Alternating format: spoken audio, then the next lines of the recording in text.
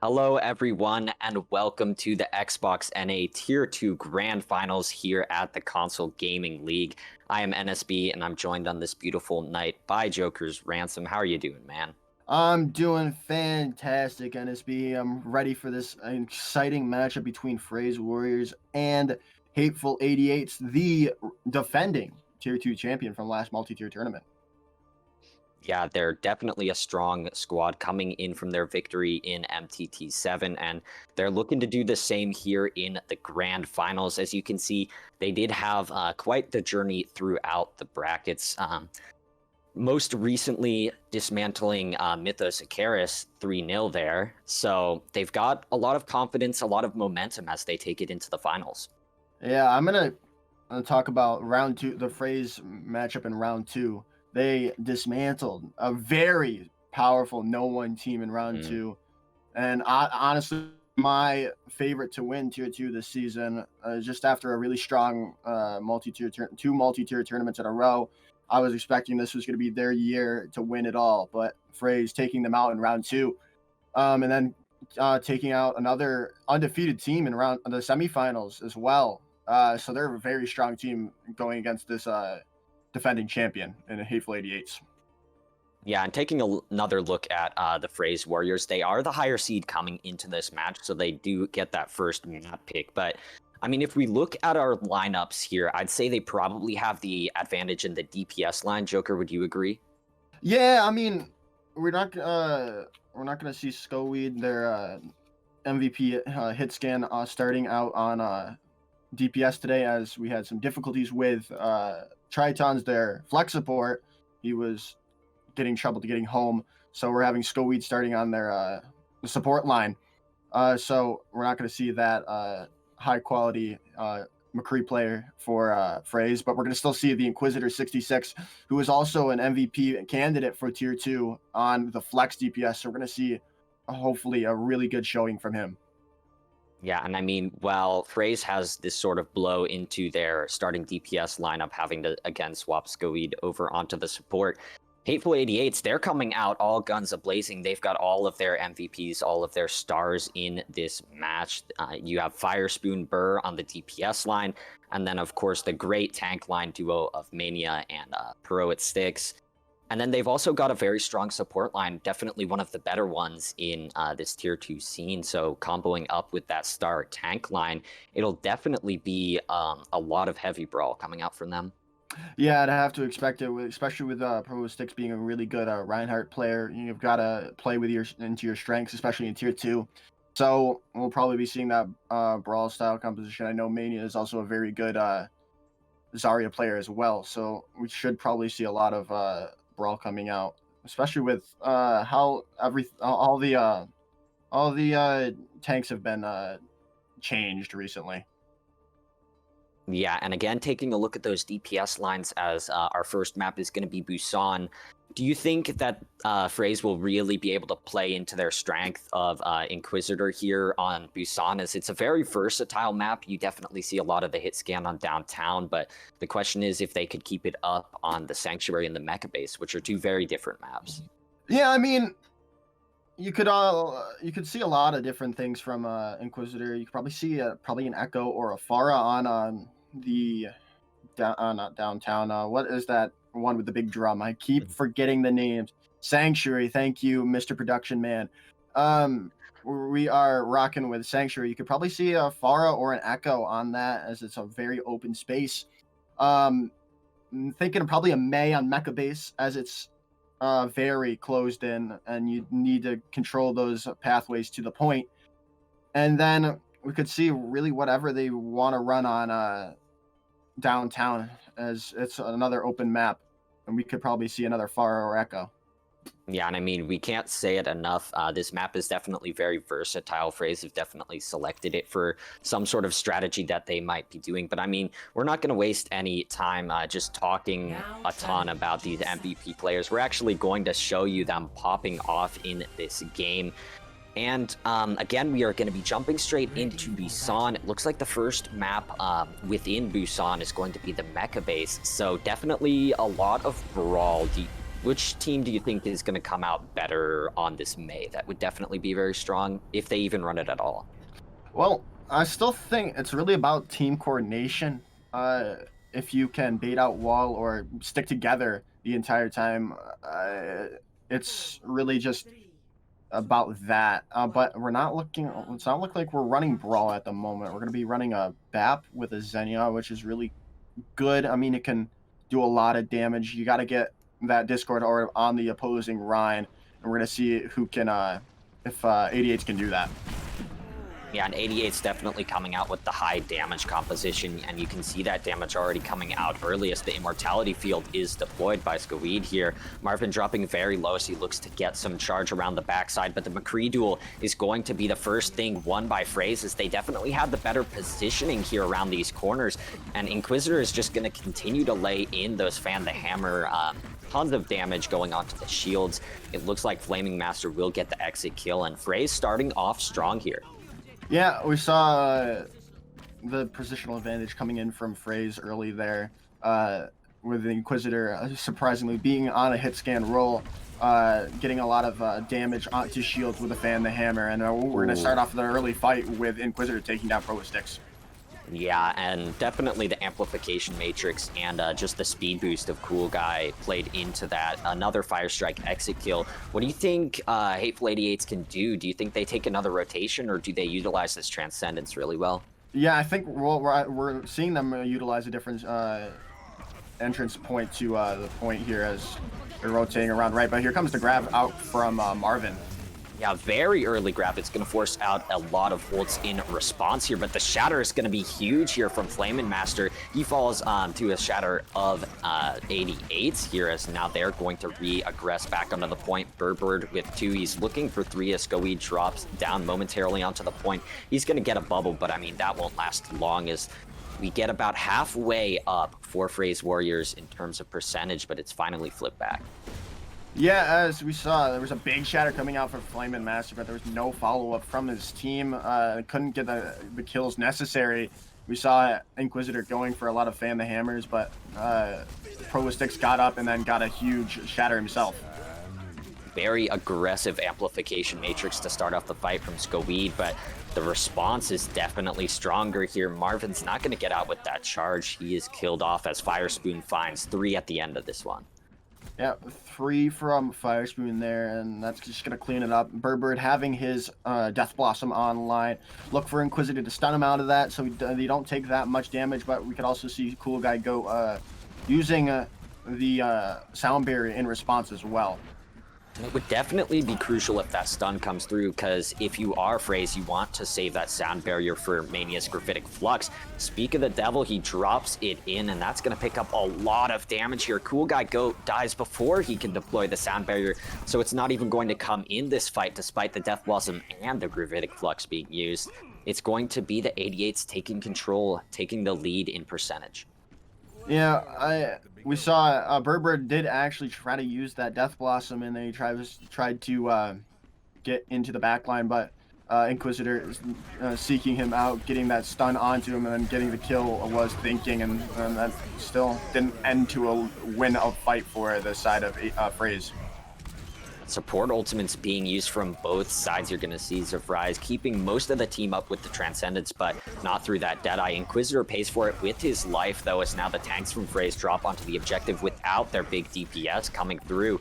And you can see Flamin' Master already very low. The second he takes down that shield for a Fire Striker to swing once, he just gets blown up here by the high damage composition of the 88s. And now Overtime is active. Really the only players here to touch are the Lucio and the Zarya. And Marvin would definitely want the rest of his team with him there as he falls. The Reaper duel is won yet again by Burbird here. And it's just stalls at this point. It looks like Hateful 88s will close out the round after starting down 50%. Yeah, and we saw them after the first round, or first 51%, and taking it back. They really just, after they took it back, they really used their ultimates correctly and cycled ultimates very well, and didn't have any close fights. They won those fights very decisively, and it showed in the end, and they got that. They didn't flip the point over once and won it 100 to 51% there. Yeah, it's a lot about patience if you talk about the 88s here in their comp. They're going to stick mostly on the same things here, but I mean, looking at the other side, what do you think this Wrecking Ball Hog can do along with the Echo? Well, it's a lot of displacement. You gotta, especially with Zevries on the Zenyatta here, they're gonna be looking for him specifically. He can't get a lot of movement. He has very little movement as a Zenyatta, but ooh, he's gonna get stunned up there, and he's gonna get held very easily.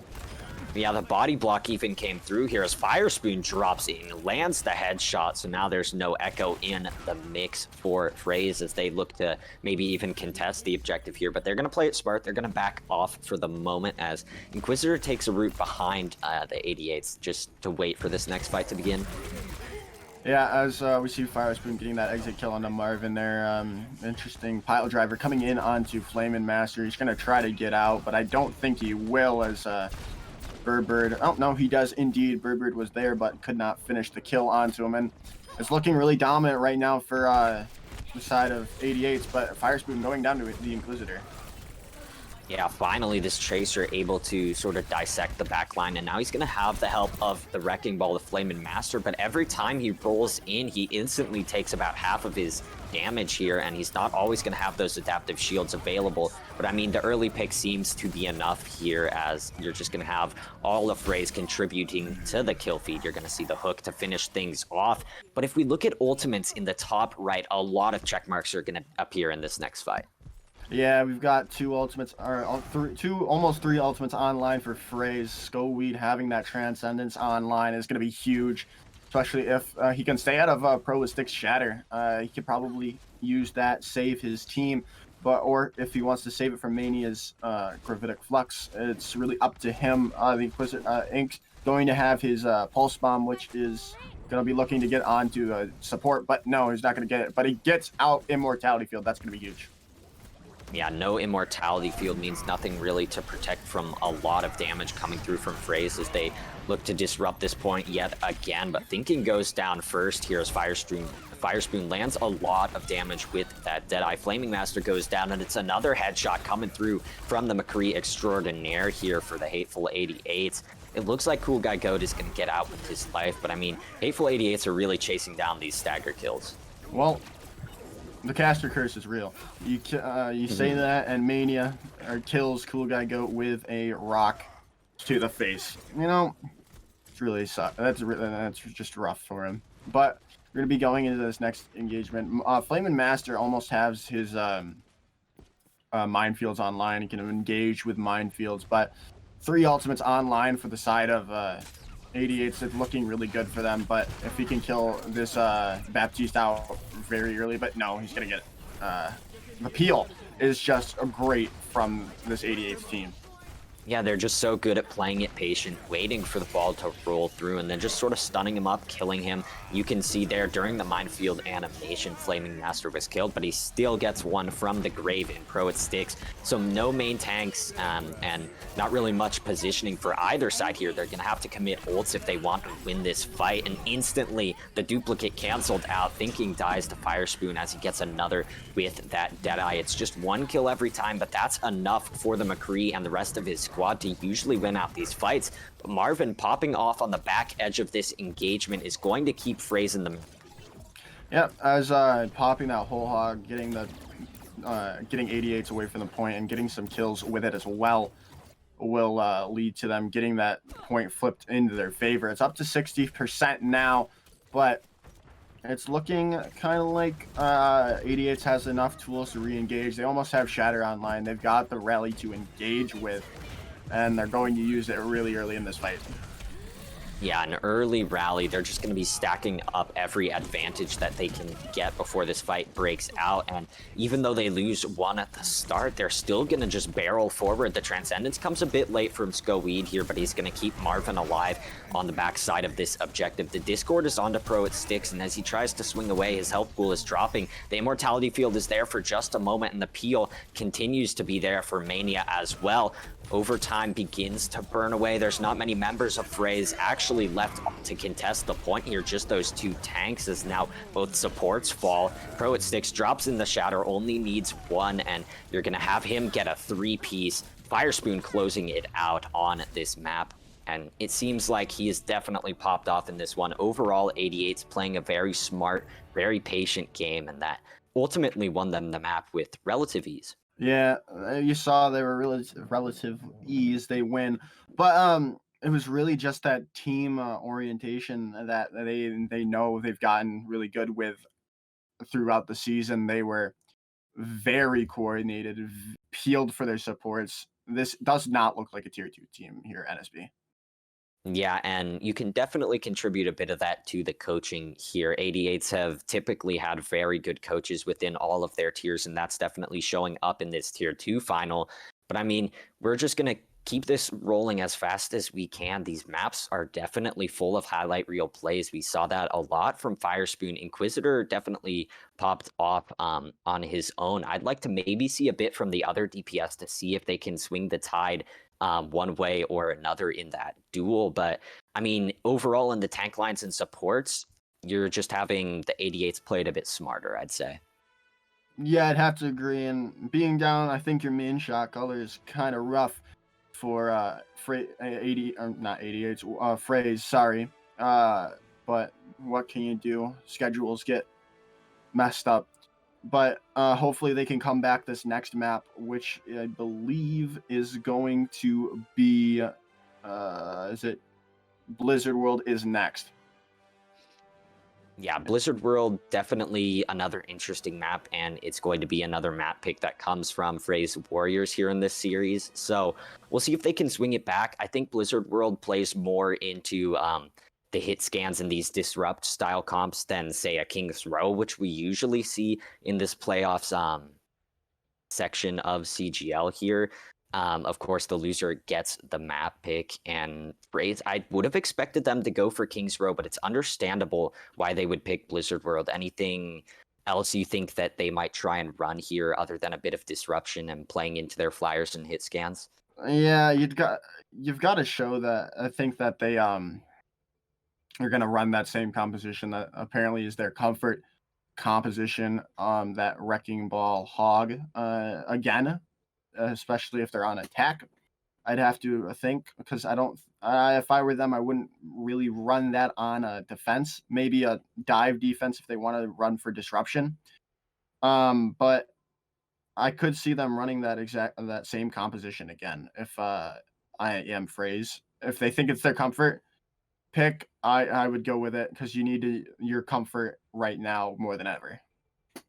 Yeah, and looking at the other side, the 88s, I'd expect them to come in on the same comp on this map. I mean, you have the Sigma of Mania to just shield out all of these angles and protect there's Zenyatta here, who has also been dishing out a lot of damage, and just not dying from every one of those heroes is very crucial. It seems like they'd be able to do that on the defense.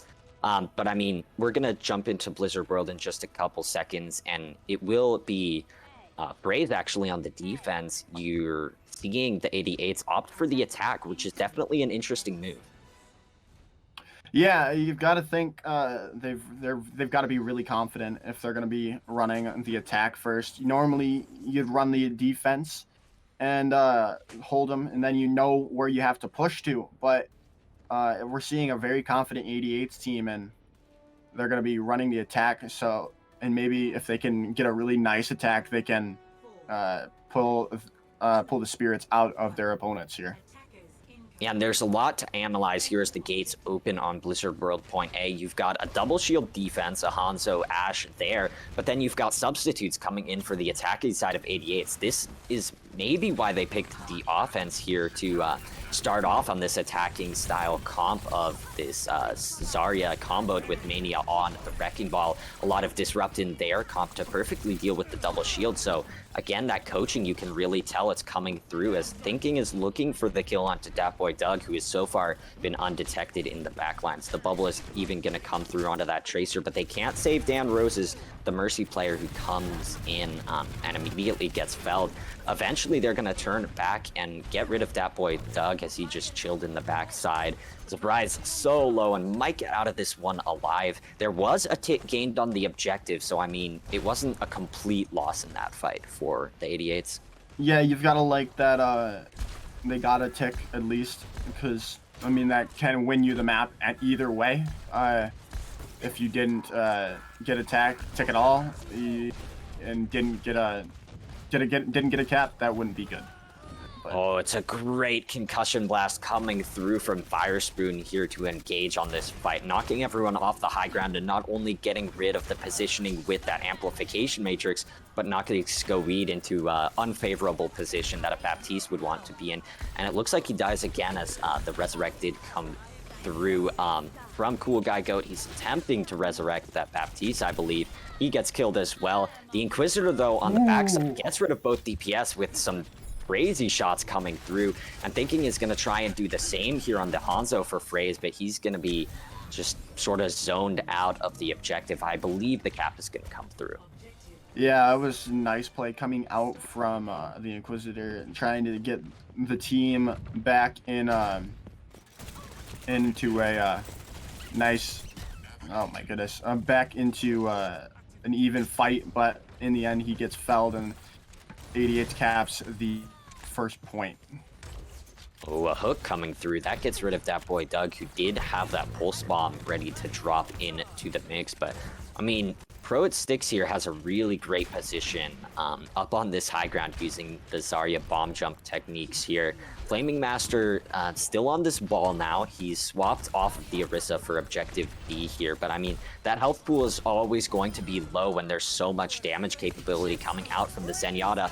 But speaking of damage, we've got the rockets coming in from up top. Firespoon picks up 3 before he dies to the Storm Arrow, but it's still quite enough to get 88s rolling through the second objective with a huge time bank. Yeah, Firespoon, they're getting 4 picks with the Pharah, 1 with the Barrage, and 2 with some nice rocket hits onto the opposition. And it's just looking so good for the side of 88s right now. 4 ultimates to speak of, only 2 online for... What a grab. Yeah, what a grab indeed. And the follow-up is well from the side of 88s. Yeah, it's a clean fight. They've started off point C by just sort of catching out these staggers onto Freys. And I mean, when you lose the position here at the corner, it's really going to be tough to stabilize on the defense. And that could end up very well with 88s capping with a nice time bank. But I mean, this next corner is also very good to hold. We'll see if the momentum continues to come forward from the 88s as they engage. Mania has this minefield ready to go. He's going to opt not to use it, and he does actually die, even though the peel was there for him momentarily. Inquisitor with some more nice shots. This man is going crazy on the hit scan, going crazy on these aim heroes in this map. But I mean, it still hasn't been much in the grand scheme of things to drop down this time bank. Yeah, a nice amplification matrix coming out from Skoweed, but Mania dropping the minefield down, and here comes the rocket barrage from Firespoon. 2 kills, and again Firespoon goes down, but the damage is again dealt fast enough. You saw just a quick ultimate engage. The 88s were never really out of the fight that happened before. They just had to wait for some quick respawns with that mobility, and they were able to clean up that point C very quick, just like A and B. Nothing really stopping them from barreling through on that attack. They gather 3 points and 3 minutes on the board. Yeah, that's you've got to really like that if you're 88s, but and if you're Freys here, you need to match that time bank or a little bit lower or a little bit more. But unless you're, you can't be much lower. You've got to be in the 2-minute time bank if you are Freys here. As it's just, if it goes to overtime, it'll be just that much harder to take the map.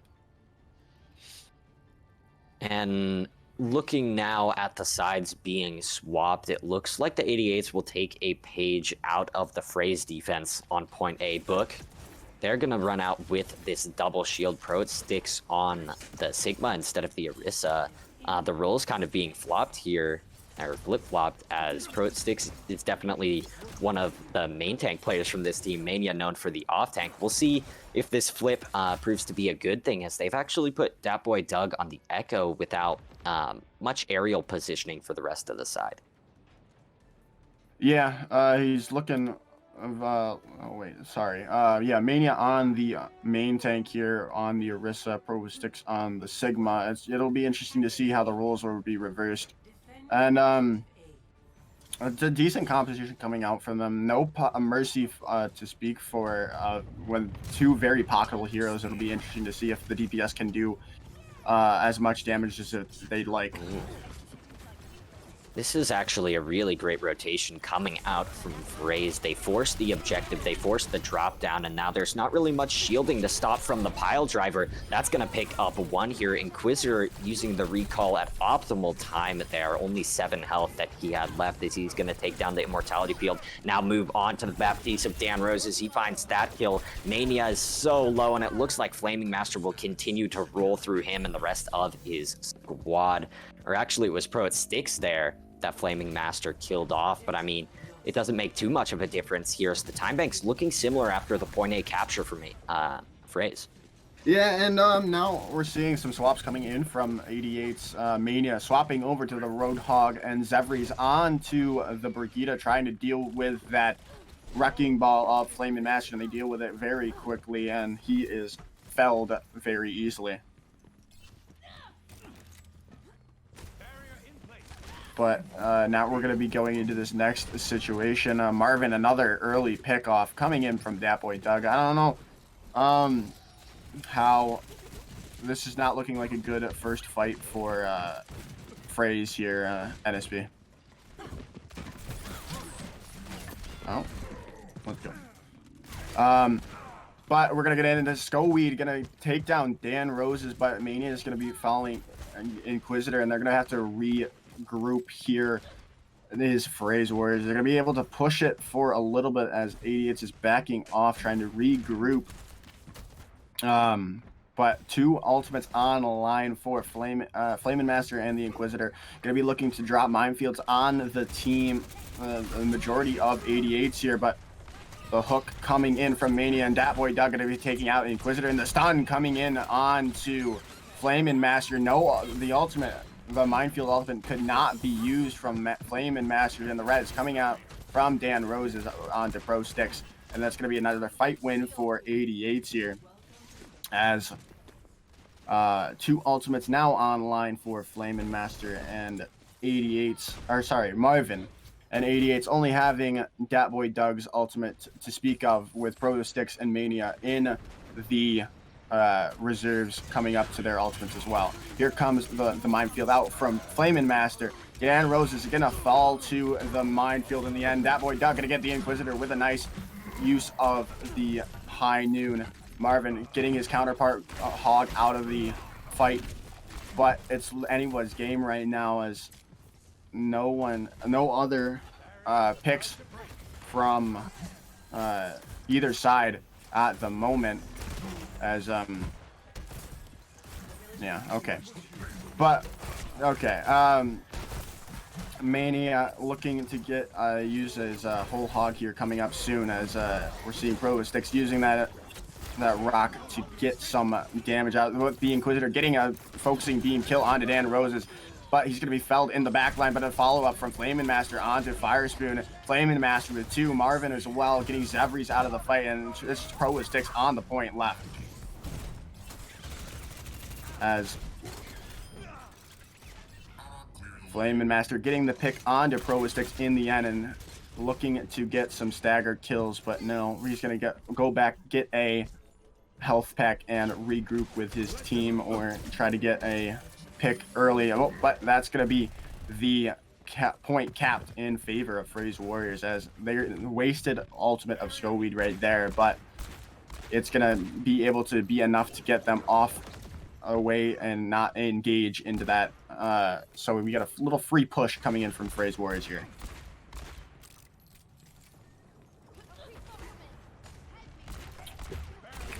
As we head into this next fight, rally coming out from Zevries. Dat Boy Doug getting the Inquisitor out of the fight, looking Fire Spoon as well with a pick onto Thinking, and it's going to be 88 taking a nice early fight with no ultimates to used in that. Oh, sorry, I misspoke. Rally was used in the early, but that was the only ultimate they needed, and that is good. They have 5 ultimates online. The hold can start here. 3 minutes on the clock for Frey's, as it's looking very good for them to hold here, but nice stickies going on to Fire Spoon.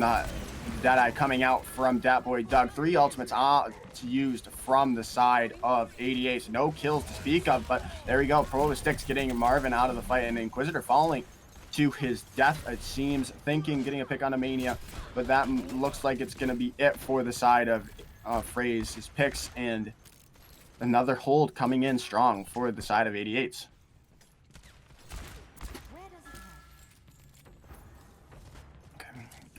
As we see now, we're going to see Flaming Master swapping over to the Sigma here, as he was just not getting any work done on that Wrecking Ball after that second point. As 4 ultimates to speak of. Thinking is going to be looking for this big EMP here. The whole hog coming out from Mania. Here comes the EMP. It's going to get a massive 5 people, and that's going to be Inquisitor getting the copy on the McCree, getting 3 on to 88, as now Mania being caught out for a second. But Pro Sticks swapping over to the Reinhardt now, looking to probably mitigate a lot more damage than the side of 88s have been taking all this round. But Marvin getting the first pick on the Pro Sticks. Scoweed as well, getting Fire Spoon out of the fight. The amplification matrix doing worked for the side of Frey's, but Cool Guy Goat gonna go down to the Deadeye from Dat Boy Doug. Inquisitor getting Mania, and it's looking good for the side of Frey's right now. Flaming Master gonna get Zevries. The hack coming on a Pro with Sticks. Can they capture this with more than a minute on the clock? It looking good for them. They just gotta get Pro with Sticks out of this fight for now. Dat Boy Doug coming back on the Tracer, and Mania back on the Hog. Here comes the whole Hog out from Marvin, and it's going to get 1 minute on the clock for the side of Frey's now, as 3 minutes and 27 seconds for the side of Hateful 88s. Initiating match.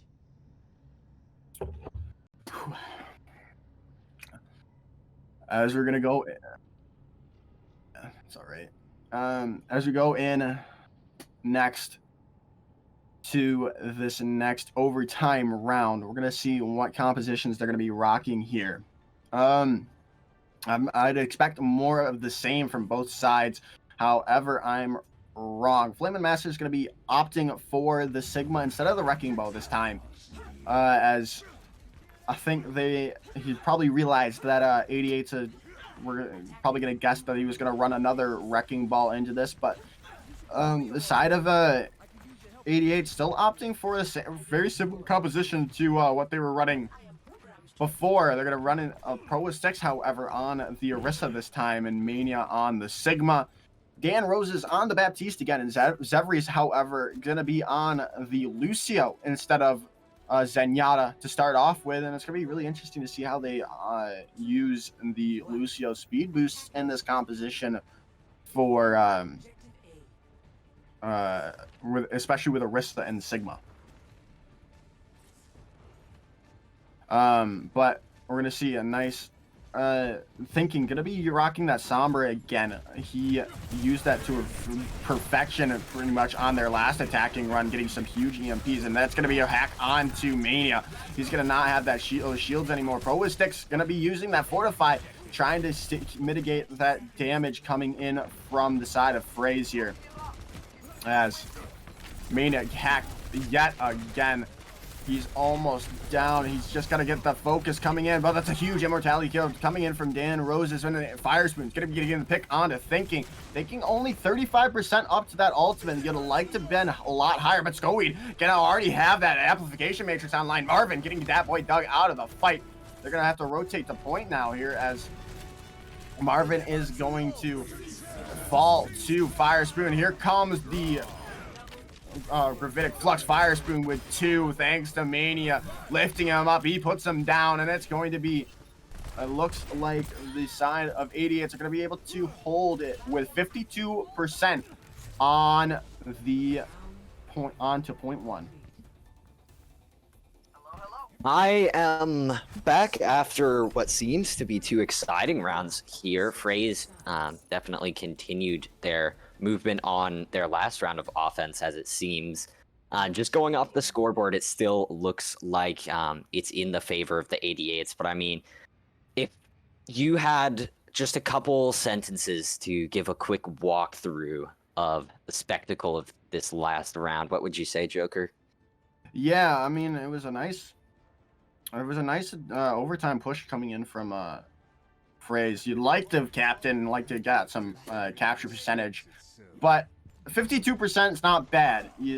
Like I said, you'd like more, especially with how big of a time bank 88s has here. They got a lot of pushes. They can try a lot of different things, and they're going to be rocking with the McCree Reaper with Pro with sticks on that Ryan again, and Mania on the Sigma with Dan Roses on the BAP and Zevries on that Lucio. And you gotta like to use. You definitely like running that Lucio with the Reinhardt, just speeding that boy around so he can smack people with his hammer. Yeah, and the speed will definitely be strong running into the Sombra of thinking here, as you can just sort of hide, speed through this Sombra, and she won't get much of that EMP charge that she would definitely want here in one of these crucial fights to defend a single half of the objective here. Looking at the Mercy BAP instead of the Mercy Lucio here, it'd definitely be in the favor of the attack when you look at a all-out brawl, and that seems what's going to happen on this point here, as you're going to see Immortality Fields deployed from Dan Roses. That goes down, and still it looks like Frey's relatively maintaining control while playing passive in this small room. Flamin' Master really good at these flame strikes here on the Rhine as the hack comes through. Finally, the aggression goes in, and Flamin' with 2 more here. A very passive fight coming out from Frey's, and one that wastes a lot of time off the clock when they win it. Yeah, and that was just that's just really an thing that we call a dry fight. Couldn't think of the word that I wanted to use, but we'll just go with that. It's called a dry fight, and trying to build up ultimates as they have a lot of time. They still got those 2 minutes to go. And Mania almost online with his Gravitic Flux here. They're gonna probably try to match it with Fire Spoon's Deadeye again. But Dan Rose is as well, almost up to that amplification matrix. But another hack coming on to Fire Spoon here early in this engagement, and they're going to probably wait for that hack to go down. Oh, a nice little bait there by Inquisitor, welcoming that boy Doug into that small space and just stunning him and getting rid of him. He gets rid of Fire Spoon as well on the backside, so no Deadeye for you. This fight is going really well for Frey's overall, because when 88s are going to come in with all the ultimates, they can just drop in the EMP. Yeah, thinking almost up to that EMP, and that's going to be huge. That's going to be the deciding factor of this this huge ult push from 88s. If he can get a big EMP onto the entire team like he did on their previous attacking round. But oh, he's looking. I don't know. He's going to get it up in the eventually. That is going to be good for Frey's here, as 5 ultimates to speak of for the side of 88s. Yeah, the life of the defense, the life of Frey's hangs in the balance of this EMP. It's going to come in response to the Shatter, but it doesn't catch Surprise. A sound barrier that hits 6 members of Hateful 88s is most likely going to give the advantage here. Dat Boy Doug doesn't even need to charge up the Death Blossom to get some kills, as both DPS claiming 3 in this fight. The Resurrect gets Marvin back, but just for a few moments. He's not even able to stand on the objective because of that amplification matrix, and it's going to be the 88s taking their second map of the series. Yeah, what an incredible play coming out from Zevries, knowing that EMP was online and hiding from said Sombra to try to get, and then getting the full 6-man sound barriers onto this team. And Oh, sorry, their team. I'm sorry if I offended them. Um, but an amazing play coming out from the Lucio of 88s. Yeah, it was definitely very smart, and you can see these little micro plays coming out from the 88s, definitely in a more wider spectrum than you see the micro plays coming out from the other side of Frey's, and that could be the difference maker. But I mean, that map was definitely a lot closer in the grand scheme of things. You saw up in that time bank up there, there was only half of the objective needed to capture in those overtime rounds, but it was that clock was burned down nearly all the way. It was, I believe, sub 1 minute at the end of that attack. So it was definitely tough for the 88s to break through in that overtime. But I mean, they started off strong, and that's what gave them the victory on that one eventually. Yeah, yeah. But before we go into the next map, we're gonna throw up a video from the Tier 2 liaison Munching Carrot, and this is gonna show us who the overall MVP for Tier 2 is this season. Make sure to stick around. Hello, everyone, and welcome back to the grand finals here at the CGL. It's going to be a great matchup, boiling it down to a 2-map lead for the Hateful 88s as they take on Frey's Warriors here. We're going to head straight into Assault as our next map type here. And Joker, what do you think Frey's are coming out with here on Anubis, as that's going to be our next map? Well, man, I always say that a lot of teams can run that old school defense of Widow or Ash, Junkrat, and then an Orisa and a Hog, but probably not an Orisa Hog anymore. Probably an Orisa Sigma, and then a BAP and a Mercy, most likely, if you want to run a nice composition that can cover all angles. But on attack, you probably might see more of that Wrecking Ball Hog composition that they've been liking to feature so much. Yeah, it could be interesting to see how the Disrupt comp fares against this team that's definitely known for the spam composition that they're using to counterpick said comp. I mean, putting Mania on the Sigma, putting Zevrise on this Zenyatta, both very strong coaching decisions made by the 88s here as they head into their potential map that could put them onto match point already. Seems like it's gone by so fast, but I mean, we're going to continue straight at this blazing pace as these two teams continue to hit blow after blow at each other. So far, the 88s are on top, but I mean, Temple of Anubis, another very versatile map. You mentioned already that the sort of OG comp can work on defense and as well as the Disrupt comp on the attack. But I mean, with a lot of subs again coming in for the 88s for their second map in a row, I think that they're going to run the dive with their specialist on the Winston Awa in the mix. Yeah, they are. As we're seeing Awa on the Monkey right now. As another with the Clean Turd coming in onto a Junkrat here with but a big notice on the side of Frey's Warrior. Skullweed on the Ash now, thinking gonna be swapping over to the support role. So we now have that all-star MVP caliber support or DPS line up for the side of Frey's Warriors now. Yeah, and they're running this sort of double sniper, double hit scan into the Winston, so it's going to be a question if they can burst down the Monkey before he really gets in. But I mean, Clean Turd also coming in on the Junkrat. That's another substitution to note, and it looks like the jump will be missed at the moment for Awa. He's going to have to wait for that cooldown, but while he waits, Inquisitor picks up two. Nope, DPS for the other side on the defense, and he actually picks up a third onto Awa. Complete aim domination coming out from the attack here as they look to capture Objective A.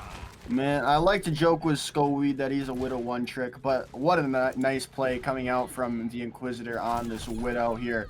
Ooh, but Clean Turd gonna follow it up with a nice early pick off to Skullweed, but that could turn the fight into the favor of 88s here.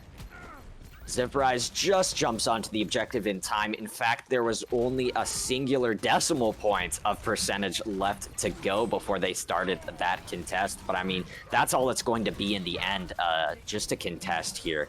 as that whole hog is going to come through from Marvin just to pick up maybe a few stagger kills. They're going to get Burbird and just engage straight onto objective B. Yeah, they did get an ultimate out of the side of Oh no. Freys. They got Marvin's whole hog out of the fight before this second push here, but you might not really miss that at all. It was just trying to clear off the point as quickly as possible. But here comes the nano boost onto Marvin onto the point. And he gets a one. The Junkrat hiding in the corridors. He lands the hook as well. And again, the DPS are just gone in an instant for the Hateful 88s. This time it's at the hands of the Roadhog of Marvin here. The minefield is going to be deployed. Bob as well. That's just going to be the straight up capture coming through. And we saw nearly a bit over 4 minutes coming through from 88s on Blizzard World on this first offense, but it's flipped the other way. It's going to be nearly 5 minutes for Frey's Warriors after their attack on Anubis.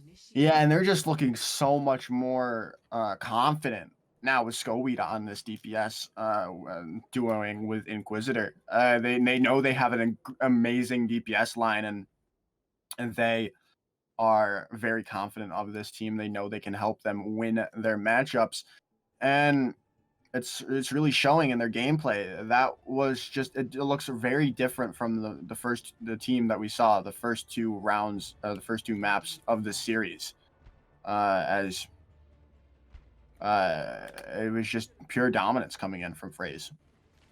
Yeah, not only was it the dominance of Inquisitor just landing those crazy shots on the Widowmaker, but it might have been some misplays from 88s as well. Maybe their first real slip-ups of this series here, as Awa missed the jumps a few times to try and contest those hit scans. And when he waits for that cooldown, the rest of his team just sort of peeks out of position a couple times. And, I mean, they played perfectly into Frey's hands there. That's all they needed is one Winston to miss a cooldown and a few supports or DPS to step into that line of sight of the crazy damage players. They're actually going to keep nearly the same stuff coming out on the defense here, but just the singular swap of Flame and Master now on to this Sigma. Yeah, and a lot of teams like to run the Sigma instead of a main tank on the defense of Temple of Anubis. I don't really know why. It's just usually ran on this defense, and a nice pickoff coming from Inquisitor onto, wow, what a cute dog.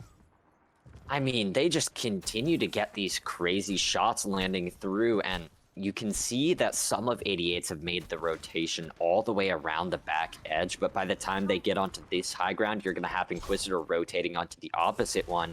Players were down anyways for the 88s, so it looks like they take the quick disengage. 1 minute off the clock. Yeah, as Inquisitor almost up to sights now. He's up to sights as he's gonna pop it. No, he's not gonna pop it yet. Now he's gonna pop it in the sights. And look, now they know all the locations of all of 88s. Skoweed getting that pick onto. Goodness, I forget. It was like 5 seconds ago. I forgot it already. Ball. Thank you, Mr. Producer Man. But now no ultimates to speak of from either side. The only one that's the closest is Clean Turd on this Echo, and we're gonna probably look to copy either the Sigma or the Roadhog when he gets it. Yeah, speaking of the Sig and the Roadhog, the pile drive is going to go onto those two, and it's just a continuous barrage of damage from these opposite high grounds as the crossfire is quite there for the DPS. They get rid of Pro Sticks again, unable to charge up that last quarter of the percentage to the minefield, but on the other hand, you've got a Gravitic Flux ready to go for Flame and Master. He extends pretty far to go for this Echo kill, but the pocket is there, and 88's escape. Yeah, and now we got ultimates to speak of for the side of Freys. They've got that Gravitic Flux, like you said. Now they've got the Nano Boost, and well as Marvin's whole hog. But here comes the copy onto the Clean Turd. The Nano Boost invested in it onto him as well. He got his Gravitic Flux, but he's gonna get stunned out of it. Yeah, just hook straight in, and now the Nano Boost goes on to Marvin on the other side here for Frey as he drops in the whole hog, but nothing found there as well. So many ultimates gone, and it looks like still Freys are going to maintain control as they get rid of both DPS yet again. The Dragon Blade is ready to go, but they committed the Nano into that Echo duplicate, so the cycle of ult economy is sort of thrown off here, as there's only 1 minute left as well. Yeah, and it looking good for the side of Frays. They've got Cool Guy Goat's ultimate online. The sound barrier can be used to, especially when Berber uses that Dragon Blade. But Zephyri's almost up to that Nano boost again. If they keep taking a little bit of damage, and Zephyri's just keeps healing them up, they might be able to get this Nano boost online for Berber. But here comes the self-destruct into the mix, and not going to get any value from it. Oh, and speaking of no value, Pro It Sticks is going to get no value out of the pile drive. He's not even going to get the chance to drop in the minefield.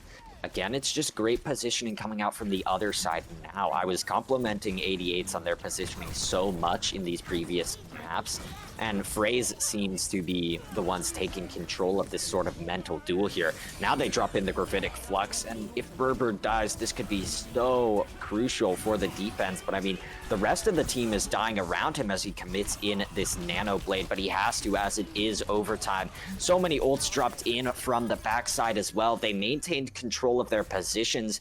They maintained control of their ult economy, and they're going to get some squats in as they close out that map very easily there on the defense. Yeah, it was just looked so much better for the side of Frays here, as we saw they looked just so much more confident with their team, with Skullweed and Ink on the DPS line. And hopefully they can keep this mojo going into map 4.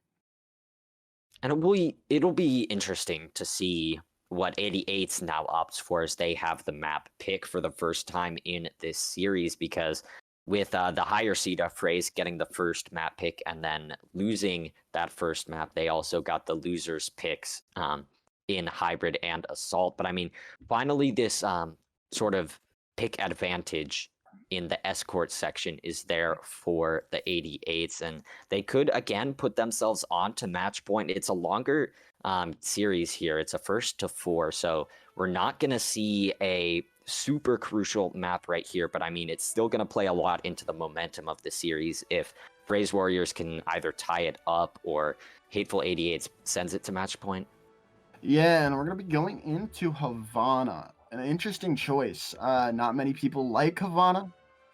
As I don't know, it's a very difficult map to complete. I'd have to say, as no, especially that third point. It's just long sight lines, and I gotta say it's probably in favor of Freys with that, especially with that double sniper composition they were running on Temple of Anubis. Yeah, and looking back at Temple of Anubis as well for the 88s, it seemed like their substitutions may have not worked in their favor there. They were never really able to get a hold of the tempo on the dive composition, which is exactly what you need to do. So that strategy definitely not being pulled out of their sleeve very well. It's most likely going to go back to the normal DPS lineup, normal tank lineups, but it could be interesting to see what else they pull out, because, I mean, they've got a lot of flexible players. They've got a lot of star players on this roster, and they picked Havana into Inquisitors popping off Widows, so they must have something crazy that they're about to do. Yeah, definitely. You've got to think that it's a set map strategy, because, like I said, no one really likes to go to Havana, as it's not it's one of the less popular maps, but they've got to be running something specific if they have. They've definitely practiced Havana, and they're definitely gonna run something that they're very comfortable on. Yeah, scrims definitely playing a big factor in this. They may have practiced Havana a lot in scrims, practiced their specific composition, like you said, in those scrims. I would say Rialto is a map that plays into the typical styles of the 88s with their hard spam and brawl, but I mean, as we load into Havana here, it's going to be a double bubble out from the 88s. Freys have opted for the defense, as they did win our last map. Yeah, they're gonna run that defense. Go weed on the Soldier 76 right now. Interesting to lock the legs. A lot of casters' favorite moments come when people lock the legs, but it'll be interesting as the Quitters are starting the map off great with 2 picks. I mean, this man can't be stopped right now on the Widow. It's going to be Firespoon actually moving roles over to the Winston. I mean, I believe we saw him swapping up roles in a few other games in the past here for the 88s, but continually these shots coming through from Inquisitor. It's going to be really tough to get by this corner if you are the offense. Definitely, as an interesting swap. And an interesting swap. Firespoon is now on the main tank, which is very interesting to see. But yeah, Inquisitor's just popping off so far. Yeah, it's really not too much that we can say here. Not too much to analyze other than 88 stepped an inch out from the corner and just got clicked on. Their heads got bopped there. It looks like now they're going to use up the entirety of the defense matrix just to avoid that head clicking coming through, but their rotation is successful here. They've actually sent Zephyrs all the way around the back edge, and the Discord Orb is enough to fight off some warning shots from Skoid, but the dive begins. Those health bars dropping pretty low here as there's no Baptiste in the mix for the double shield on the high ground. And 88 continues to try and play this positioning war. They walk up the stairs yet again, committing this Winston bubble and jump. So all the cooldowns are now in the mix. Can they get a kill? Yes, they can, as the nano boost comes through and the kill from Dan Roses. That nano boost is going to be committed onto Firespoon. He looks to charge up the rest of the Primal Rage, but he won't fight to get the cart rolling. Yeah, and the nano boost being very crucial to that win and going onto Firespoon. And being able to cleave damage through shields thanks to the Tesla cannon, and it's nice. Now we're gonna be seeing them pushing through to almost to Brewery here. Yeah, it's definitely a lot of space gained by that fight when they had already walked the card up to the corner. The Transcendence and Primal Rage coming in response to the Tactical Visor of Skoid, but he's actually resurrected and back into the mix. But while that Mercy is in the Resurrect, and while Thinking is just alone on the Brig without a rally, the kills are going to roll through, and Burbird even gets the exit pulse bomb. Yeah, Burbird getting that pulse bomb kill maybe could be seen as a waste, but it did end up get the kill onto Marvin. But now it's looking good for the side of Frey's to hold it here. They've got three ultimates online, and it's 2 big ultimates, the 2 tank ultimates, especially with Supercharger being so powerful at the moment. Yeah, you saw Pro at Sticks just trying to save all of the health within that mech, but the health pool of Firespoon goes instantly downwards. There was no nano boost ready to go that time for Dan Roses, as Burbird is spotted out at the bottom of the brewery down in the basement under the kegs here. Marvin taking a lot of damage, paying for this position with at least half of his health pool here, but 88s are going to retreat. They're going to get back straight in on the re-engage because now they have this nano boost, and Firespoon is back into the mix. The Fortify already gone here for Flame and Master, but they're just going to move beyond this Orisa. They're going to pick up Skoid instead, so no hit scan now for the defending side. But they do still have this Gravitic Flux, and the Transcendence is actually not used there from Zephyrs. Interesting move. It may be just a confidence factor to think that, yes, 88s can win the fight without the Transcendence, and that may be so, as Dan Roses is still so low. The trades still come through. Finally, Flame and Master with the Supercharger is going to end it all. He's going to drop down and claim 3 now. Yeah, Flame the Master coming back on that Orisa, getting 3 and cleaning up that fight. Was really close to with 88's almost tilting the tide. Skoid with a nice exit kill onto Burbird with the pulse rifle. It's interesting, this Havana defense here. They're going to have to cycle their ults very well because this dive composition can be very explosive with ultimates of their own. It's going to be Frey's having to take the initiative, having to control the time and positioning here very well. to negate all of the ultimates that should come in very soon. That boy Doug has a Death Blossom ready to go. We haven't really seen any huge ones so far, so I'm hoping that he can plop it into the mix, and he comes up with one, but he's stunned out. The Transcendence comes through to save him here and save the rest of the team as they make their engagement, but it is a successful one, and it looks like they will get very close to capping point B, if not entirely capping it here with just over a minute on the clock. Yeah, and a very risky ultimate coming out from Thinking, using the rally there. Hopefully they're switching, but it does not seem like they're switching. They could have really used that rally for another engagement into trying to stop the side of 88 from pushing here.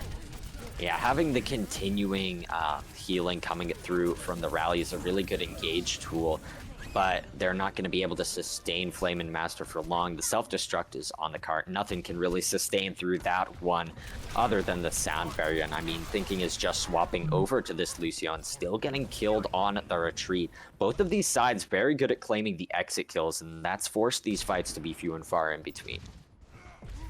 Yeah, as we're seeing a complete switch of composition here from the side of Frey. They're going to be swapping to, what a nice volley coming in from Zevries.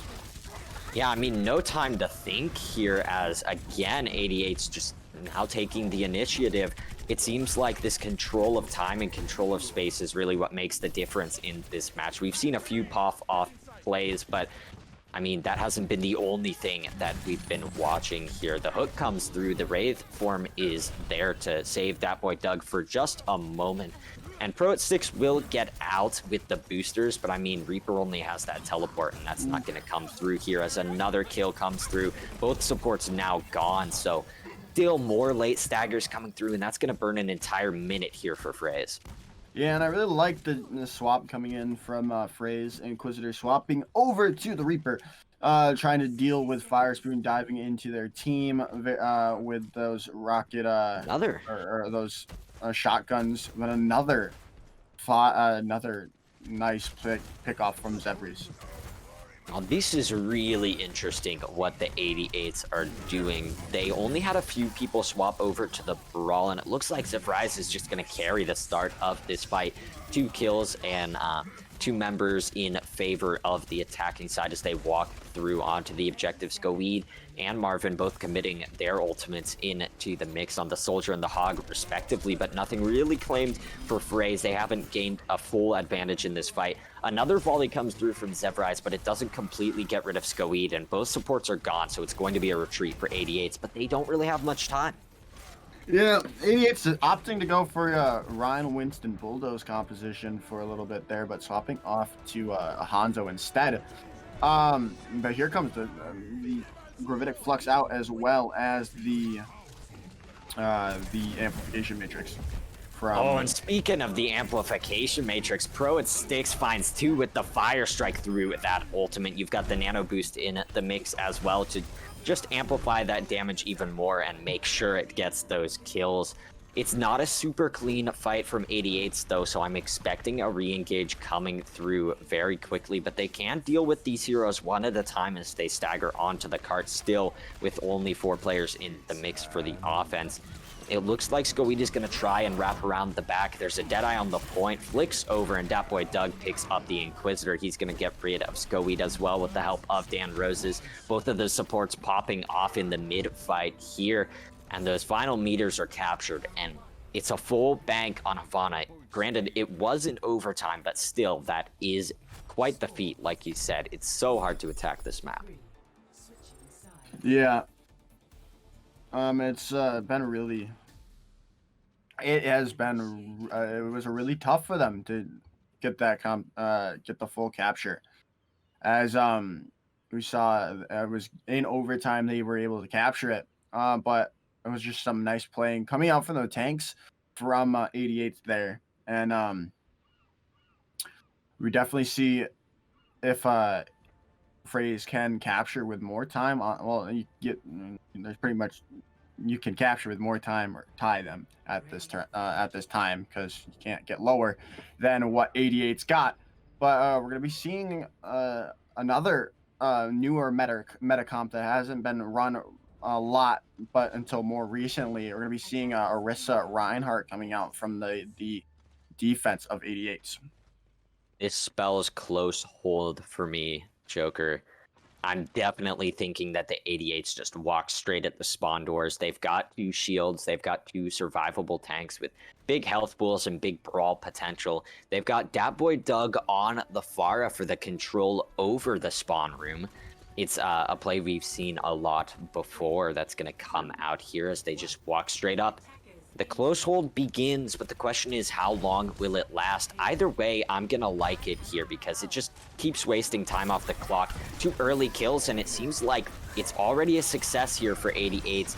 You're going to have Firespoon frozen up here on the Rhine, but right after he gets out of his popsicle form, he's going to take down the enemy Rhine.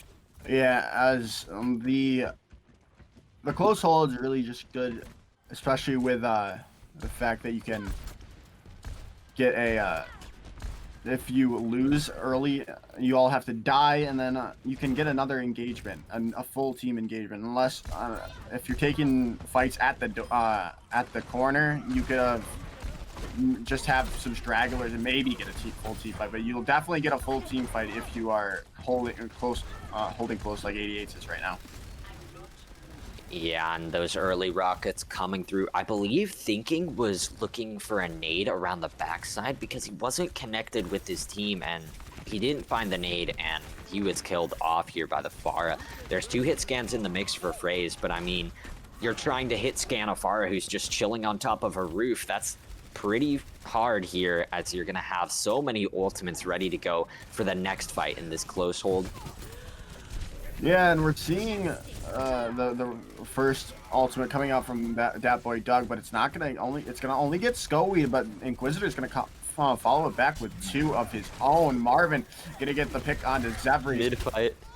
And the mid fight tactical crouch, and that's gonna be the crack in the armor of 88's close hold.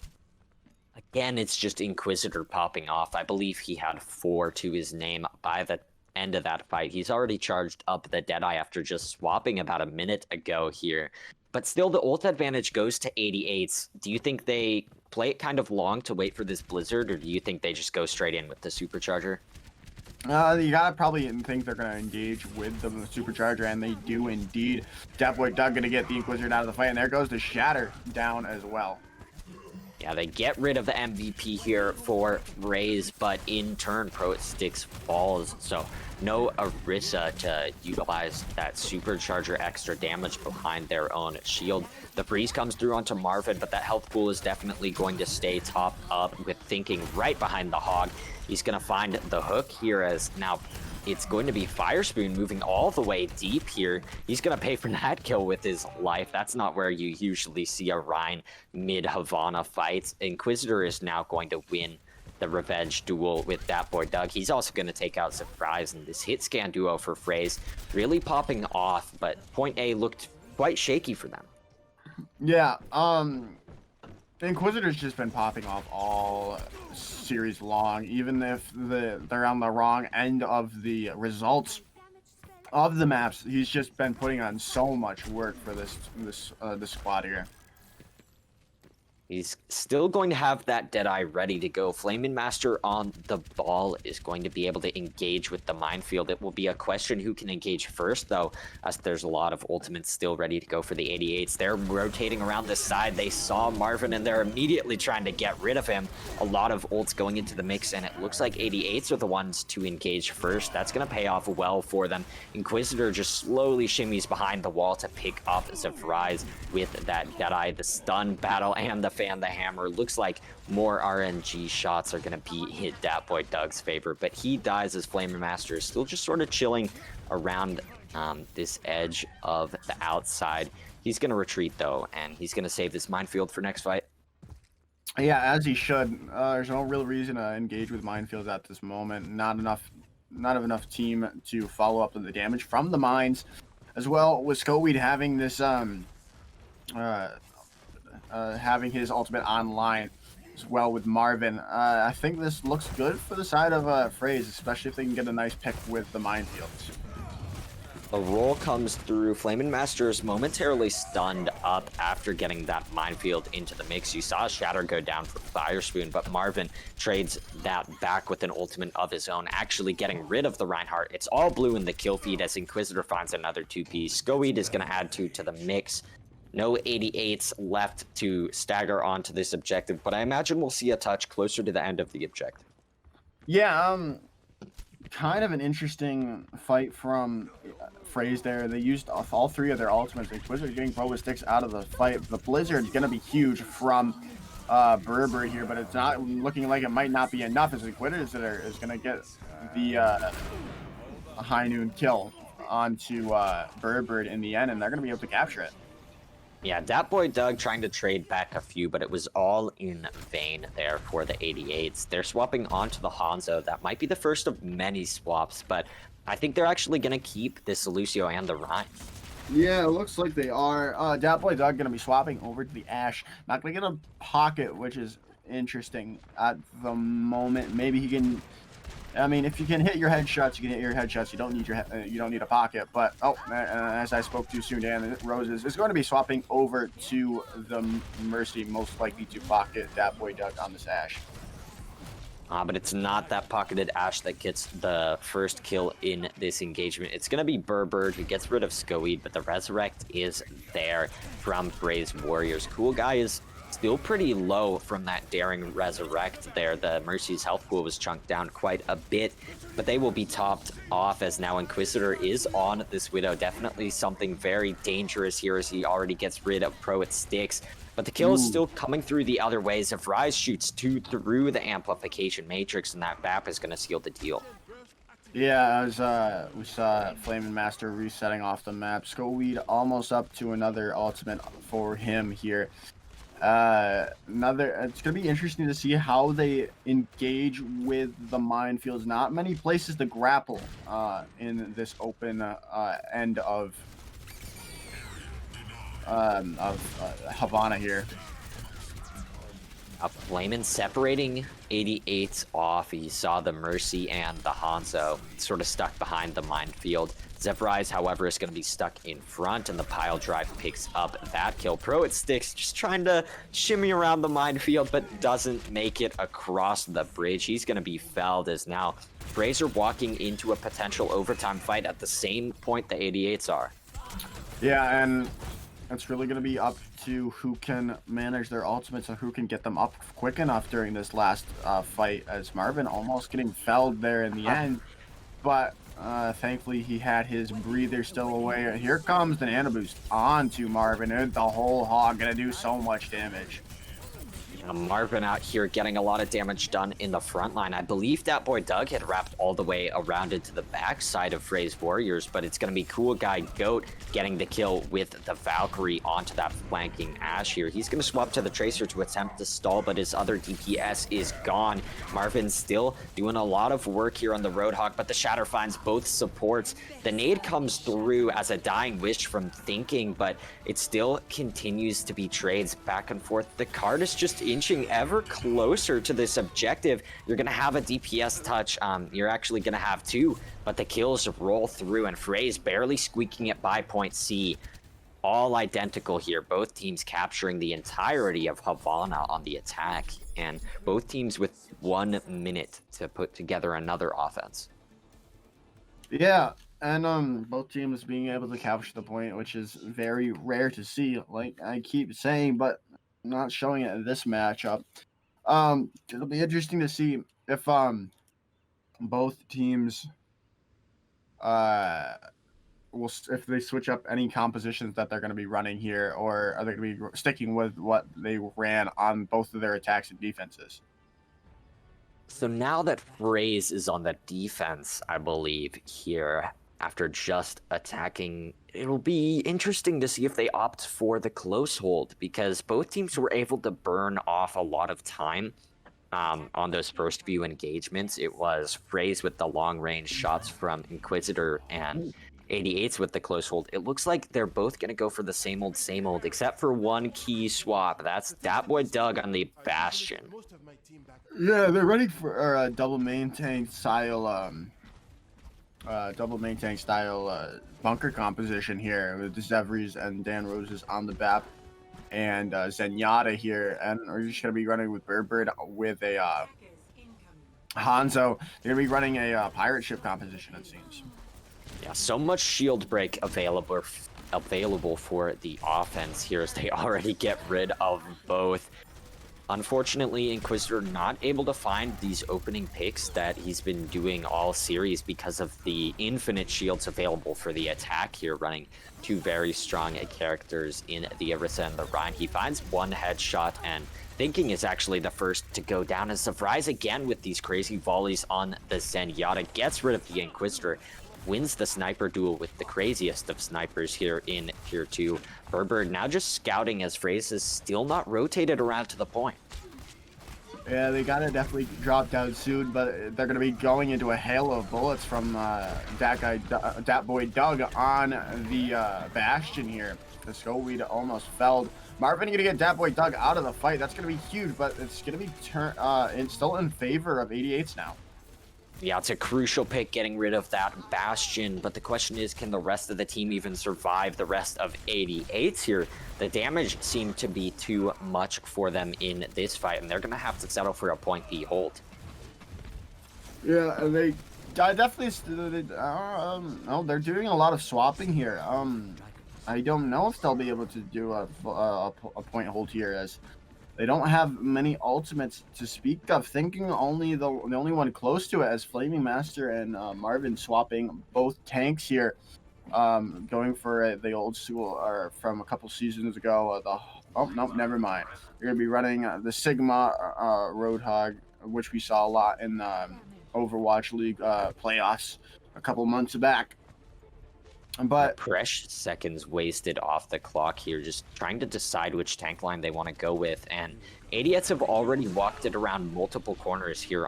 Yeah, I would expect the fight to come out quite earlier from the Freys here, as the point just continues to move. The Dragon Strike used there from Burbird, but finally the kills begin to roll through. Still, this objective is actually making it quite far in a fight that's definitely lost for the 88s. It ends at the final corner of point B, and it's a tall ask for Freys to get all the way around that many corners with only a minute in their time bank as well. Yeah, if you were Freys there, you definitely would want to hold it before those corners. Those corners are nice places to hold for the defense, so they provide limited sight lines for the attackers, and you usually have the advantage on the defense if you can shore up your defense. But again, like you said, they didn't know what they wanted to run on in the brewery phase of Havana, so that ruined a couple of their seconds to get a defense going. And it looks like the same composition will be utilized by the 88s on their defense now that we are in overtime, but they have swapped up this support line just a bit. You've got Zevrise on the Lucio, at least for now, as I believe that Lucio is just going back to taxi some members from Spawn. Yes, they are. But it's going to be interesting to see how this early barrage, which I'm sure that boy Doug is going to charge up unless something crazy comes out from Inquisitor again. It'll be interesting to see how that ultimate affects the overtime fights later if Freys gets this moving. But I mean, we have to talk about what's going to happen right now, and that's going to be an engagement with no main tank for Freys at the start of the close hold here on Havana. You see 88s just speeding around the sides, trying to get an angle to shut down Freys even before they walk out of the spawn door. Inquisitor still looking for these early shots. He's going to dip back into spawn for a couple seconds to regenerate his health pool, as the supports were not quite there yet. Early damage coming in from Skullweed. Now that he's on the Echo, he definitely has the ability to drop in a lot of early damage. That volley picks up some damage onto Dan Rose's the Brigida, but this fight is really stalling out for quite a while. It's already been 45 seconds and Freys hasn't really gotten moving. Bubble comes out onto Pro at 6, but that doesn't save him through the focusing beam. And finally, I think Freys are going to be able to move this forward, but it's overtime from here until the end of point B. Yeah, and overtime pushes really do favor the attackers, as in overtime the the respawn timer is a lot longer, so they can get a decent amount of push, especially with Zevries and Burbird going down so late. As well, coming up with a lot of ultimates for the side of Freys. They have Skullweed's duplicate almost online. Marvin going to be swapping off the Hog, however, when he was almost to that whole Hog, thinking as well, close to... Oh, no, they're going to be swapping it all up. They're going to be swapping it up to a pirate ship composition. They got to move it as quickly, as far as they possibly can, but they might have taken too long to get it. Yeah, you're going to see Skoweed set around the corner, but I mean, still with the not best positioning here, he's going to be able to get rid of Pro with sticks, and there's no Earth Shatter now, no chance to even charge up that Earth Shatter. Burbird sort of misses the mark on that Blizzard, if I'm not going to lie. It didn't really freeze up anyone for the Freys as they continue to move forward in this overtime. It looks like they're going to capture Objective A, but the question is, can the 88s win a fight closer on Objective B? And I think, well, right now they don't have two of their teammates. Dat Boy Doug still respawning here. Burbird going to be swapping over to the Junkrat. A lot, like I said earlier, a lot of closed quarters. They can be really used to use those Junkrat mines to perfection with how they bounce around. But it'll be really interesting. They both have double support ultimates, and they're going to engage with Sound Barrier first. Yeah, again, that Sound Barrier lands onto 6. They just go straight in with the grab. They've also got the rally for extra armor if they even need it, and I don't think they do because overtime burns down after the kills come through on that grab. And the Hateful 88s take another super close map here in the series, but they extend their lead to 3-1, and they move us on to match point. Yeah, they're on to match point now, and it's going to be interesting to see. I believe next map is Oasis, so we'll see how Freys can regroup, if they can be able to bring another map, go to map 6, or this is going to be the end of their season here. And right now, I don't like their chances unless they can bring back that magic from Temple of Anubis. It's not looking good for them. Yeah, and they've had some momentum, but really it's been quite stunted. You saw Inquisitor with the early picks on Havana, but it all sort of went downhill from there. And then that overtime battle on the defense that they definitely took too long to stage ended up making them pay the price on Objective B there, as they were unable to make the pirate ship work in that last overtime battle. But before we head over into Oasis, we're going to take a short break and let everything sort of settle here. Let these two teams get into their potential last map of the series. Again, that'll be just after this break. And we're back, everyone, here with the potential final map of our Xbox NA Tier 2 Grand Finals here at CGL. Again, I'm NSB, joined by Joker to bring you the final map, potentially, of this series. However, it is Frey's map pick, and they have gone with Oasis. Can they get back this momentum that they temporarily lost on Havana? Well, it'll be really difficult for them, as we said. This is the match championship point for 88s. They got to be feeling down, but this is where great teams are made. If they need to dig deep, and they need to find it within themselves to take this map and bring it to a map 6, and hopefully bring it back to a map 7 and have a chance to win it all.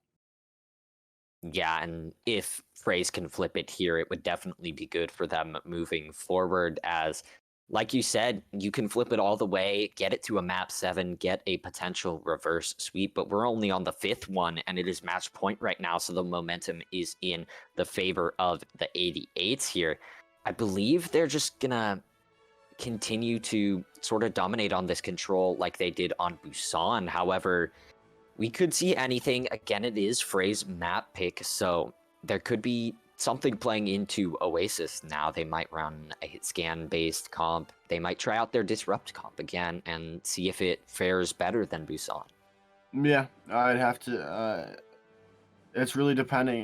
It's really a different map from Busan, there's a couple similarities to the maps as well. However, especially with the first map that we're going to be going in on, it's we could see a decent amount of options from both sides here.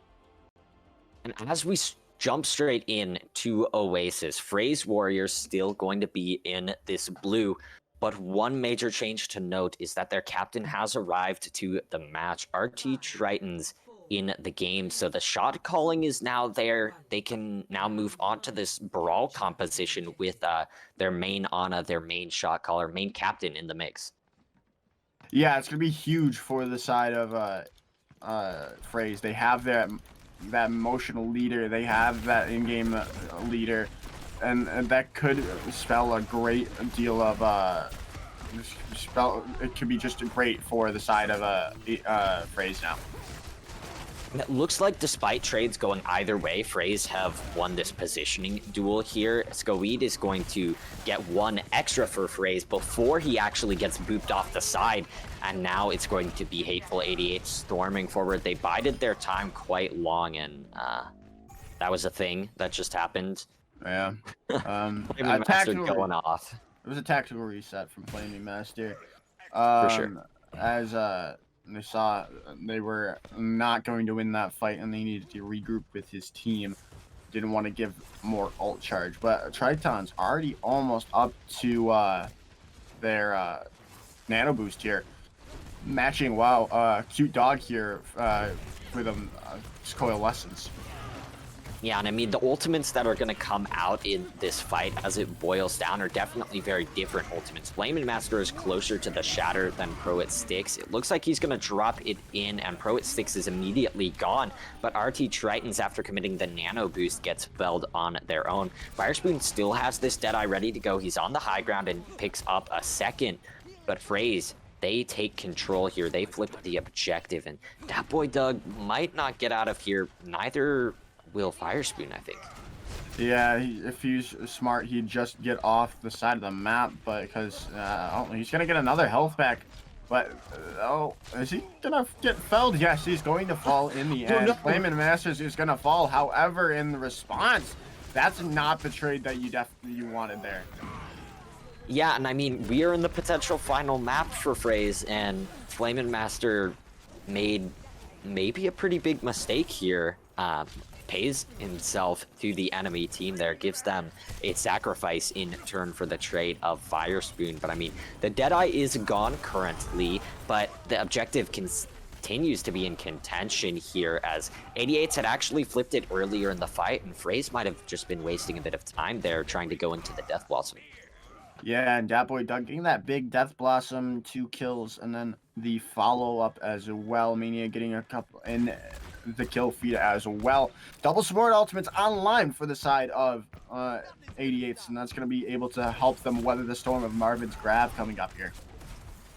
Yeah, it could be a very crucial Soundbearers of Rise as one that they're going to drop into the mix, but the Deadeye duel definitely won by the team that fills up the kill feed in the red. It's going to be Firespoon with 3.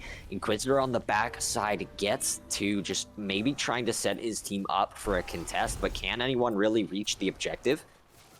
I don't think it's possible. Cool Guy Goat's gonna try, but no one's gonna be yet there in the end, especially with that gravitic flux to stop them in the end. Hateful88's just inching closer and closer to this victory dance here, as they've claimed one map of Oasis, and RT Tritons is going to be swapping over to the Moira, so these compositions are nearly going to be mirrored. However, you've still got Mania on the Sigma. I think it's worked for the Brawl side of 88 so far, so I definitely expect it to stick. We'll see what Inquisitor can do, as this Grab Dragon could be huge, but again, the Caster Curse comes through. He swaps over to the Reaper. Yeah, and I mean, we could still see Beyblade's Let It Rip coming out from the side of Freys with that Death Blossom and Graviton Surge combination. And Triton's going to be going over to that Ana again, probably going to look for that Nano Boost onto either Inquisitor or Flamin' Master. You know, I'm a bit confused by that rotation from 88s. They put themselves in a tiny room against a Reaper and a McCree. Again, you're going to see the reset pin off the map from Pro at Sticks, but Freys are again going to take first control here. That's something that they've been pretty good at throughout these control maps, but again, it's all about maintaining the momentum, and it's going to be tough for them here as this Shatter is building up for Pro at Sticks.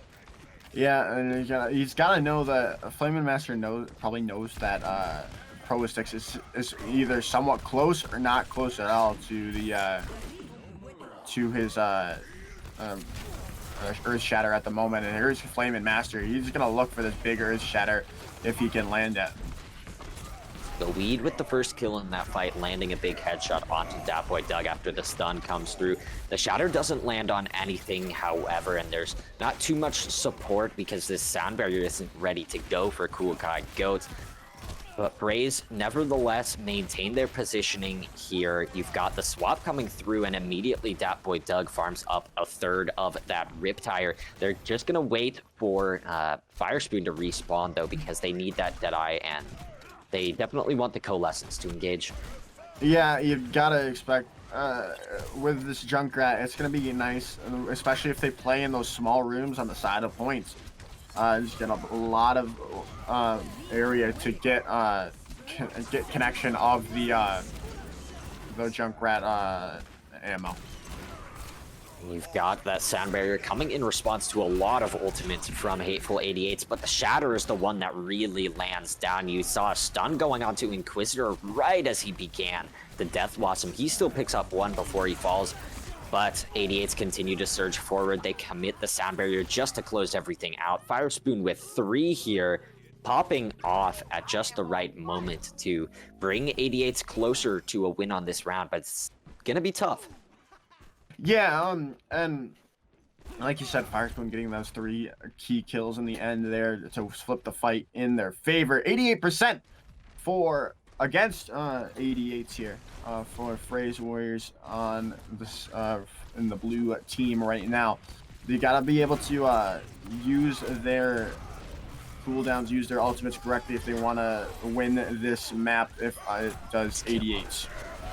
Oh, Dat Boy Doug failing the Riptire and falling himself as the Shatter comes through on the back end. Massive from Flamin' Master. It's an entire team kill for Frey's Warriors.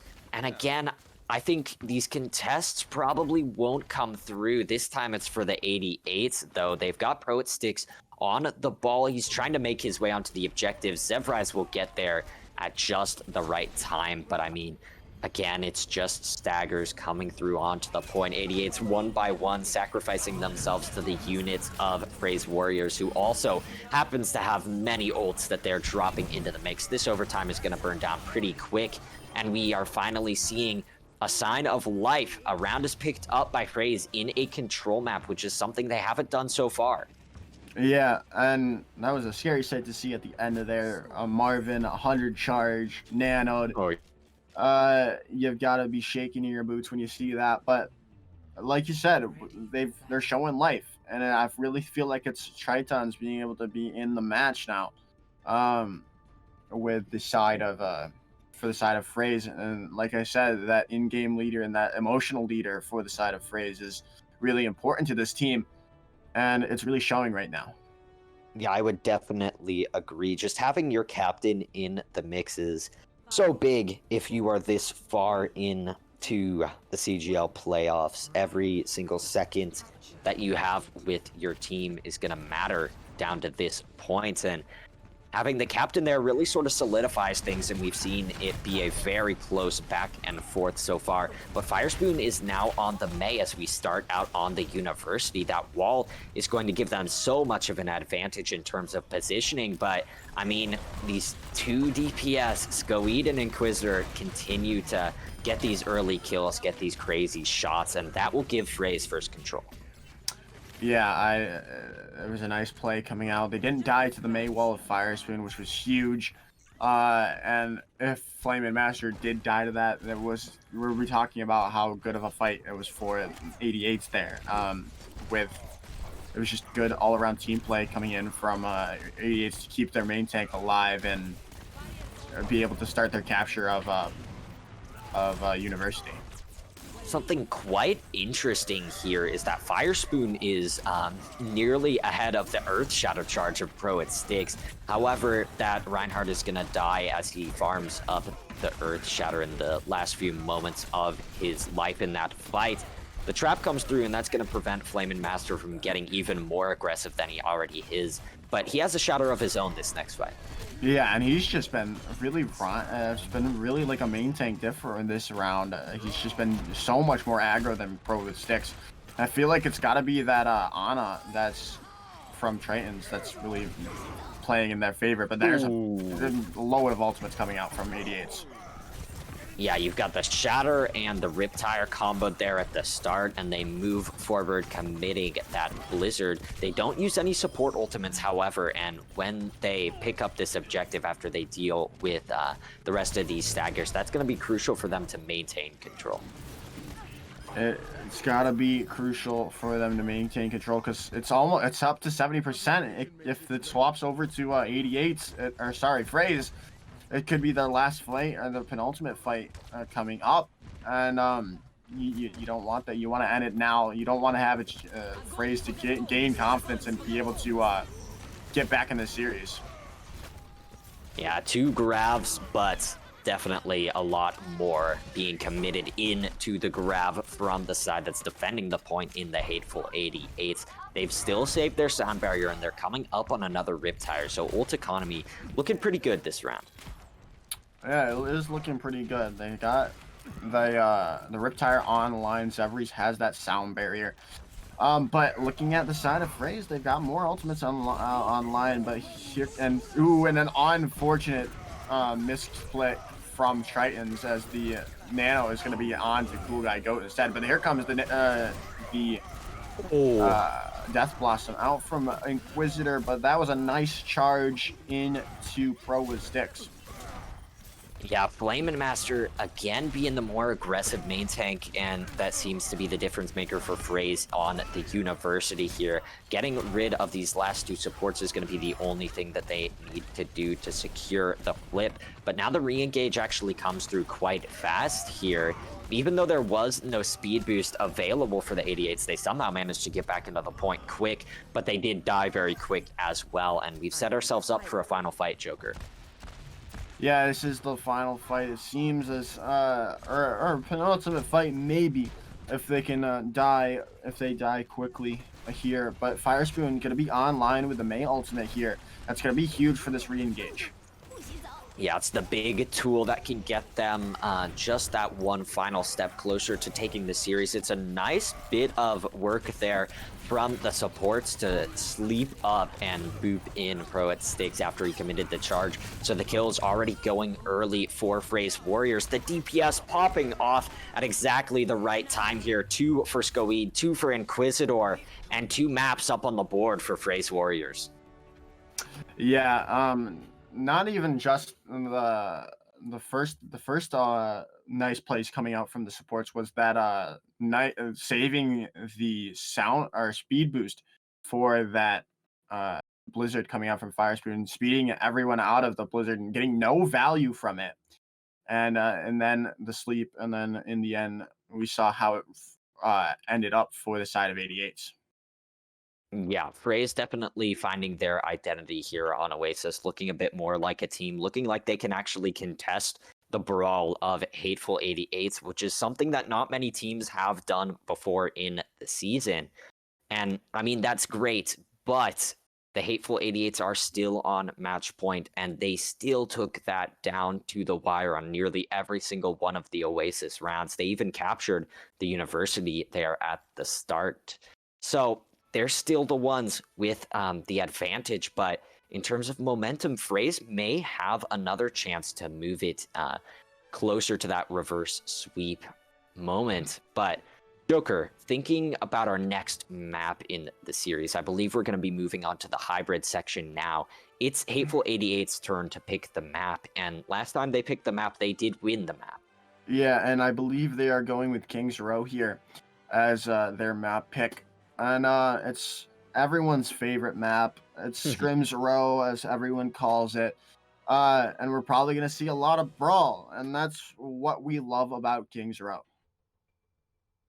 Yeah, the choke points, however, in Kings Row, different from the choke points in Oasis.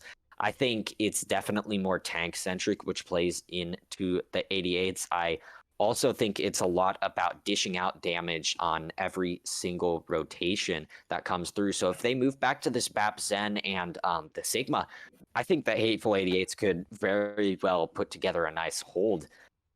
But in this match, it's going to be another very close map. Either way, I think. There's not really any way you can count out either of these teams as we head into one of the most exciting highlight reel producing maps of Kings Row, like you said. Yeah, I'd have to agree. It's gonna be really how they can adapt. The 88s was probably, I feel like, a little taken aback of how fast Frey's was storming back after that first round loss on Oasis, and we're gonna be seeing some swapping of sides. Blue jerseys are now for the side of 88s. We haven't seen that in quite a while, NSB. And it'll be interesting because as the winners of the last map, Fraser actually going to opt for the offense. I think they want to continue their momentum, but I mean, if they get stopped up early, then that could be a crucial mistake from them because that momentum can disappear just as quickly as it was built up in that second round of Oasis. Yeah, especially if and that's what they're probably going for, that attack. They're probably looking to capitalize on that momentum they have from those last two rounds of Oasis, and if they can do it well, they're going to be able to they might be able to move to a map 7.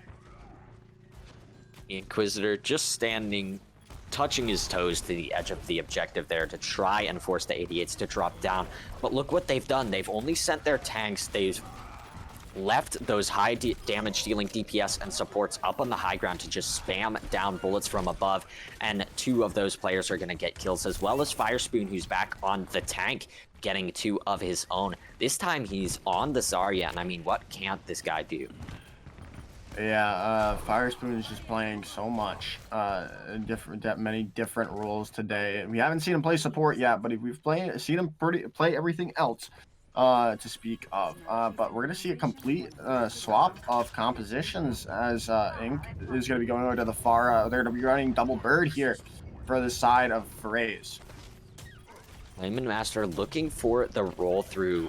I'm not sure there's really much space to boop off the 88s, and he's just going to go for the straight up pile drive. He actually picks up Bird, though that Hanzo was, I believe, still up on the high ground, even though the Immortality Field was deployed below. Now we've got Inquisitor dropping down on the far straight into the mix, that double flyer composition, putting in a lot of early damage as Skoid is nearly halfway to the duplicate.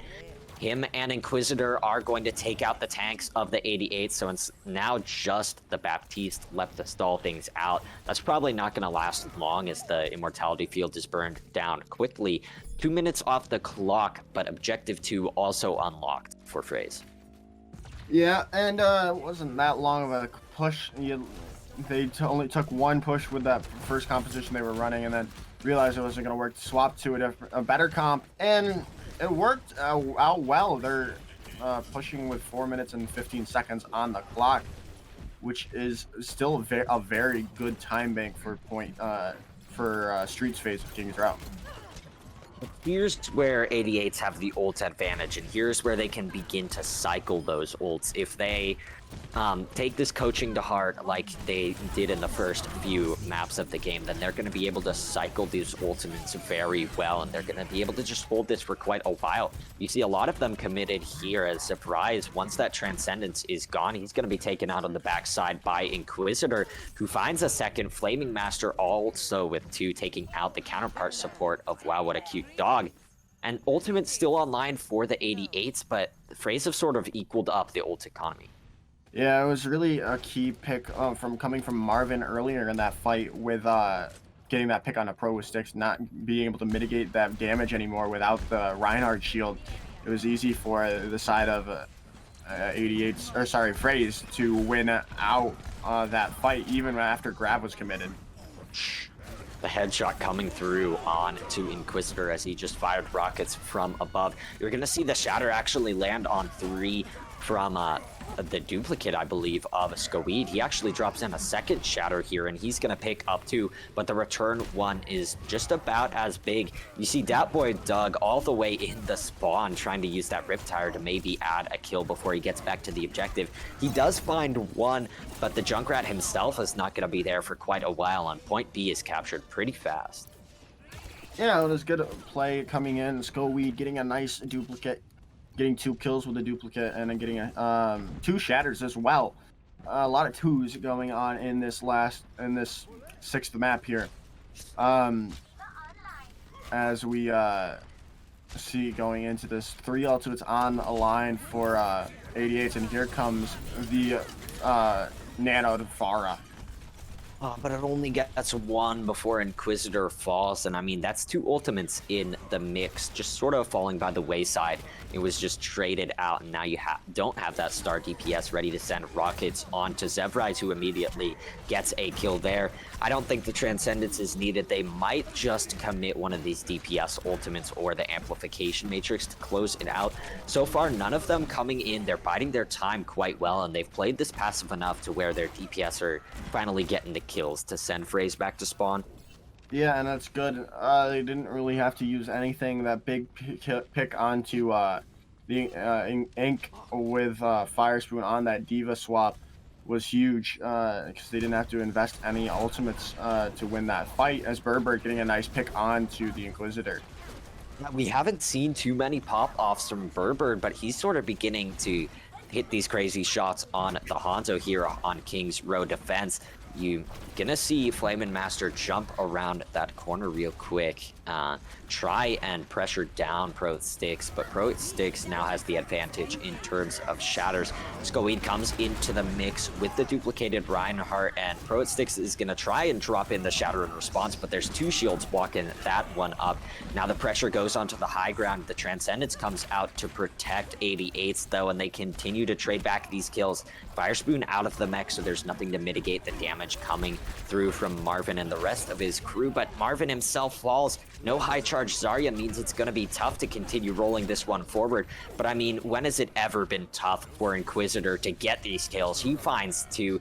There's no DPS now for the 88s to shoot through that Amplification Matrix. Ult Bank is basically reset here as they try and contest onto the objective.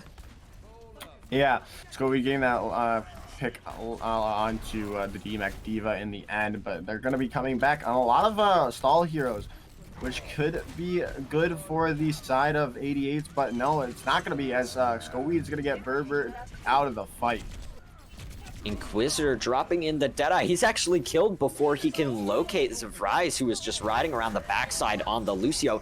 The self-destruct picks up 1, and that's massive here. So many ults being committed from the attacking side here for Freys, but each one of these kills flips it further and further into the defense's favor here. The respawn advantage is definitely there, as you're going to see Marvin dip off the side. He's going to reset back to spawn. So is Skoweed after Fire Spoon finds that kill using the DMAC Diva.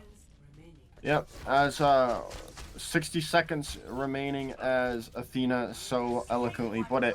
They've got not much time left. Pro Stick's going to be swapping back over to the Reinhardt after switching to Ball to recontest, but it's really up to Flamin' Master to get a big shatter here. That's all they're rocking with. Cool Guy Goat's going to have their ultimate, and there's no big shatter to speak of. Fire Spoon's the only one going to be knocked down. Yeah, early in that fight, Berber had dropped in the pulse bomb, but not too much to note for that ultimate as well. But Dat Boy Doug hits the headshot onto Skoweed. No Echo in the mix, and Echo is definitely a useful hero in terms of putting out so high damage. You've got Cool Guy Goat dropping in the sound barrier, and we see a bit of a 1v1 on the backside, but Inquisitor is going to win that quite comfortably here. Overtime is going to activate in just a few seconds on the card as the Amplification Matrix expires here for Wow What a Cute Dog, but right as that expires, you've got Zivrise ready to go with the sound barrier. That lands onto 6, and it's absolutely crucial here, but the shatter comes through on the backside. Flamin' Master trying his best to get his team back in the fight, but Dat Boy Doug gets another 2 on the trade back. The shield goes just a bit away from Cool Guy Goat, and the self-destruct is going to find that kill as the Lucio continues to get things done. No Inquisitor in the mix for Freys, and the respawn advantage comes through huge here. It's going to be the round stopped up on point C very well. It was a huge time bank for Freys, but I mean, point C is so tough to get through. You saw 88's putting up a hell of a defense there, especially in the last fight. Yeah, it was really nice plays coming out from 88's. We saw Zavrise doing so much work on the Lucio, really putting that Reddit Lucio to the test. And it went in favor of 88's because of it. Multiple picks were coming from that Lucio, and I think that's the only reason why they actually were able to hold them off there in the end. Yeah, it's been great play from the support all night long. Maybe even my front runner in the MVP selection from the 88s. But I mean, that's pretty far into the future. We're going to have at least one more round of King's Row before we could even potentially begin to talk about those MVPs. And there's still the chance for Freys to put up a better hold on either point A, point B, or the first corner of point C here. So multiple chances for them, but with this double bubble coming out, I think 88s might be able to just sort of surprise the defending side. Yeah, we haven't really seen it ran at all. It's a really powerful composition that is also really surprising that it hasn't been seen. We've seen a lot of newer powerful compositions that have been coming out through these recent patches, but this is double bubble. It's been a really tried and trusty powerful comp for the past couple of weeks now. Oh, so much early damage. Inquisitor getting picked off early by Bird there as the rockets came through from above. The damage continues to be bursted on to Flamin' Master, and the kills roll through us. It's a very quick point A, even quicker than Freys managed to capture it here. Skoid gets 2 on the exit, so there may be a chance for Freys to defend early at this first corner, but still, such a huge time bank as the objective is unlocked. Yeah, as a little interesting, they didn't cap it as quickly as possible, but maybe it was just a miscommunication coming out from 88's. But right now, it's looking really good for the side of 88's. They're almost up to, well, not really almost up to anything, but their team is very close to the same amount of ultimates, so they're going to have their ultimates online around the same time. Fire Spoon just completely uncontested on this Winston. It's an interesting thing to say when the DPS on the other side are McCree and Reaper, but I mean, he's definitely had more room to work with than Flamin' Master on the other side. You can see he's charging up to that Earth Shatter though, and he's going to drop that into the mix, so there's a chance for Freys to stabilize. Their DPS finally have room to work with here. They get rid of the Zenyatta, who is charging up to the Transcendence and Surprise, and they stabilize here. But 5 minutes on the clock almost. Yeah, it's a good to stabilize for a little bit, but like you said, there's 5 minutes on the clock, and there's ultimates to aplenty coming online.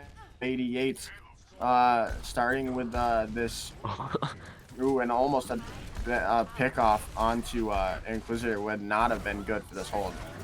Yeah, and the bubble actually came out early to try and save the Reaper, but he still goes down. Now many ultimates ready to go for the 88s. I believe all 6 except for that Pulse Bomber actually good to throw in here. So much damage again. That Discord Orb seems permanently on the Reinhardt, and Fire Spoon continues to roll through on the Monkey to jump into the opposition and get 3 kills. Yeah, only having to use 3 ultimates in that fight. They still have 3 online, both support ultimates as well as 2 of the 3.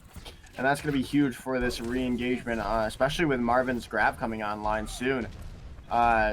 Look for Zavrise to use this that Transcendence done. Early barrage could be the opener here, as there's nothing else that really pours in the damage for the 88s, but it's slept out of midair before that boy Doug can burn down that Reinhardt shield, and now Skoid trades it back with 2. Inquisitor just waiting for that Transcendence to fade, as now he drops in the Death Blossom. A Grav comes in as well, and that may have been a bit of over-ulting from Frey's Warriors. All they really have is the Nano and the Shatter, which is pretty tough to hold with. Yeah, I'd have to agree with you. I don't think they needed that Graviton Surge there. I think they won it after Inquisitor got that pick with the Death Blossom. But Skoweed almost up to his ultimate as well. They can be able to hold it if he can get a nice Deadeye kill, some Deadeye kills. But the entire of 88 All has been 6. swapped. Has Yeah, all 6 ultimates reset here, so I mean, that over-ulting from Frey's in the last fight doesn't necessarily matter too much here. Everything's reset, so it's going to be an all-out brawl. But the Nano Shatter comes through. That lands onto 3. Flamin' Master tries to swing away, but he's pinned out of it by Pro at Styx, who had somehow been beyond the rest of his team at the time of that Shatter. Skoe drops in the Deadeye, but it's a nice disengage. The speed boost used very well to get around the corner, and now they're back in this fight with the player advantage. They've still got 2 minutes, despite a few fights going the way of Frey's on the second objective. The stalls are just going to be in vain here. I think it's only going to be a couple seconds burned off the clock, but both tanks need to reset now. Yeah, and the only way they win that fight is Pro Styx charging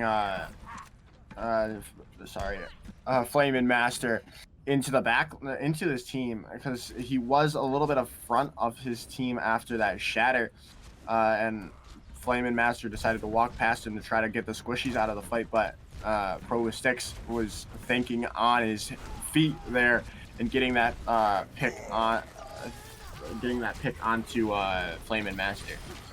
Pro at Styx started that one off with the Shatter, but I believe Skoid stunned the Reinhardt mid-animation. However, he's unable to get rid of the Riptire as that claims 1. Cool Guy Goat also falls here in the fight.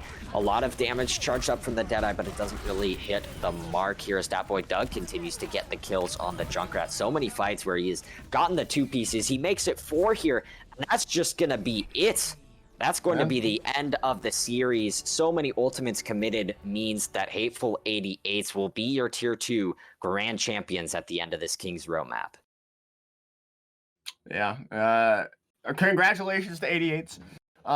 Condolences to Frey's Warriors. I know you guys fought through tooth and nail to get here, and it's very sad to lose in the finals. I was here last year, and I know the feeling. Yeah, it's always really tough to lose these big matches for all the marbles, like we were saying in intermission. But the champions, Hateful 88s, do it again. It's their second in a row after MTT7, and I believe they even won MTT6, if I can remember that far back. But I mean, it's another championship to add to the absolutely gigantic trophy case that this team has accrued over these past few seasons, and they did it in style there at the end of King's Row. That boy Doug with the 4K to seal the deal, but Frey's Warriors did pop off. They were able to swing the momentum back in their favor a couple times. In the end, though, the consistency won out from Hateful 88s, and if we talk about consistency a bit, who do you think was the most consistent player that would deserve that MVP award for our grand finals? Man, if we're talking about consistent, and I really don't want to do it, but I'm going to have to do it, I'm going to have to go with Inquisitor, man. Oh, from the losing side. I have to, bro. He was just so good, and I've pulled up I've pulled up something. A list of MVPs from losing teams for all North American major sports. So it's happened before, and it's going to happen tonight in Council Watch for the Inquisitor 66. He was just, even though they lost, he was always in the kill feed. He was always doing something for the Frey's team, and he's got to be my pick. It just can't be anyone else. You know, Joker, you do make a strong case, but I'm going to have to be a bit more traditional here. I'm going to have to go with an MVP from the winning team, despite Inquisitor's outstanding performance. I would actually probably give it to Zavrise there on the support line. I think the flex support play was massive on the Zenyatta and the Lucio, especially there in the entirety of the series. I think that's what really put Hateful 88s a step up. You could see the high game sense and the crazy shots as well on the Zenyatta. It's a mechanical skill and a just that brain work also coming into play for Zavrise, and all around well-rounded player. That's going to get my MVP award for the match. And looking back on this one, there's a lot to analyze, Joker, but I'm sure that can be done over many days of chatting in the CGL Discord. So anything you would like to say before we take this one out? Yeah, not really. It's really just thanks for watching. That's all I really have to say. Thanks for not being too toxic in chat. I know you guys didn't like this, but it had to happen. Yeah, thank yous from me as well. Big thank you to everyone in chat, like Joker said. Also, a thank you to Bullskunk, our man behind the scenes, able to produce this match to such a high level. It's great to have you on the cams as usual. Shout out to you, Joker, yourself. Thanks for hopping in on the cast, being my color caster, and carrying during that one Blizzard round where I unfortunately disconnected there at the beginning of the series. But at the end, it's going to be the Hateful 88s coming on top as your Tier 2 Grand Champions here in Xbox NA. We'd also love to plug all of the other CGL finals that are going to be happening. If you guys are in the CGL Discord, then you're going to get announcement pings every single day for every single one of these finals, and you cannot miss a single one because they're all going to be just as amazing as this one, I'm sure of it. Make sure to support all of the other casters that as they come on this very channel. Save this link, bookmark it, do whatever you can do to catch more of these final streams because there's going to be a lot of them. But that's going to do it for this one. Again, it's going to be Hateful 88s taking the victory in this Tier 2 bracket. This was a great broadcast here from the stream team at CGL. Fun to watch, but we're going to have to close it out. Make sure you guys stay safe out there, and we'll see you later.